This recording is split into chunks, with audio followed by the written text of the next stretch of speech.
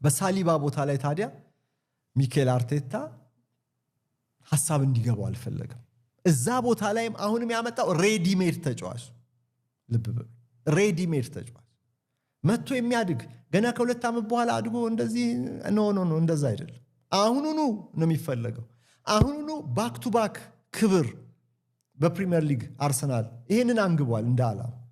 አሁኑኑ በቻምፒየንስ ሊግ ላይ ደግሞ ፍጻሜ ደርሰናል። የቡዳፔስት ሽንፈት መደገም የለበትም። ለፍጻሜ እንድረስ ከዛ በኋላ ዋንጫው እናነሳለን የሚል ዓላማ ደግሞ አንግበዋል። እነዚህን ከባባድ ዓላማዎችን ለማሳካት ወጣት ተጫዋቾችን እያበዛ ቆይ እስቲ ከ2 ዓመት ከ3 ዓመት በኋላ ሪሴል ቫልዩ ምን ስለ ሪሴል ቫልዩ እንኳን አርሰናል አያስብም። አሁን ቡድኑ በዛ ሊጠቀም አይችልም።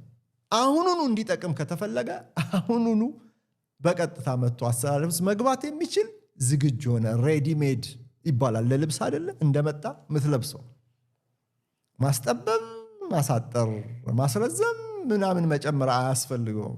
በቃ ሰርጉ ደርሷል። ያንን ማስጠብብበት ምን ምልበት ጊዜ የለም። ቀጥታ ለብሼ ተውቤ በአዳራሹ ላይ መታየት አለብኝ።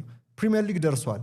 የፕሪሚየር ሊግ ዓላማው አርሰናል ከባድ ነው። አሁንም ልብ በሉ አርሰናል በታሪኩ አምናን ሻምፒዮን ሆኖ በእንግሊዝ እግር ኳስ ላይ እንደገና ለከርሞም ሻምፒዮን የሆነበት ጊዜ ያ በነ ቻፕማን ዘመን ነው። ድሮ አርሰን ቬንገር እንኳን ይህንን አላሳኩትም።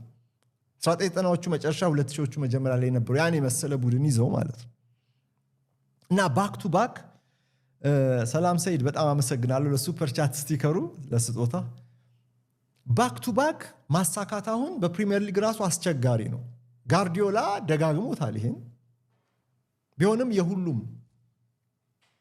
ሁሉም የሚሰራው አይነት ጀብድ አይደለም። በጣም ከባድ በዚህ ዘመን ተፎካካሪው ብዙ ስለሆነ ሰርፕራይዚንግ ቡድኖችም ይወጣሉ ገና በዚህኛው ሲዝን።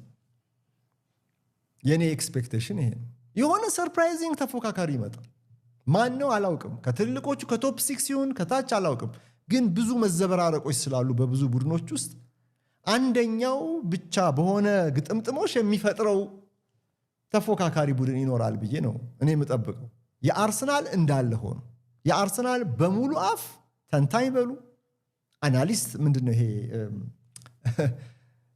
ሱፐር ኮምፒውተር በሉ ምን በሉ በውይይትም በምንም ሁሉም ሰው 2026-27 አርሰናል ዶሚኔት ያደርጋል።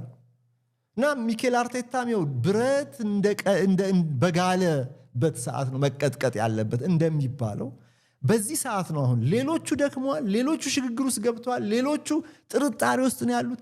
ሁሉም ድምፅ እየሰጠ ያለው ለአርሰናል ነው። ስለዚህ ይሄንን ፖቴንሻሉን ይበልጥ አጠናክሮ ዶሚናንት ኃይል ሆኖ መውጣት ነው ደጋግመን እንደተናገር ነው። እና በሞስኩዌራ እንደማይሆን አውቆታል። ሪስክ እንዳለው ስለተረዳ በበሰለ ተከላካይ ነው ይሄ ሊሆን የሚችል ፕሪሚየር ሊግ ውስጥ ፕሩቭን በሆነ ሞስኩዌራም አሁን 1 ዓመት ፕሩቭ አድርጓል እኮ ግን ገና ብዙ የመጫወቻ ዓመታት አሉት። ከልምድ አንጻር ገና ስፔን አንደር 21 ተጫዋች አልነበር ቅርብ ጊዜ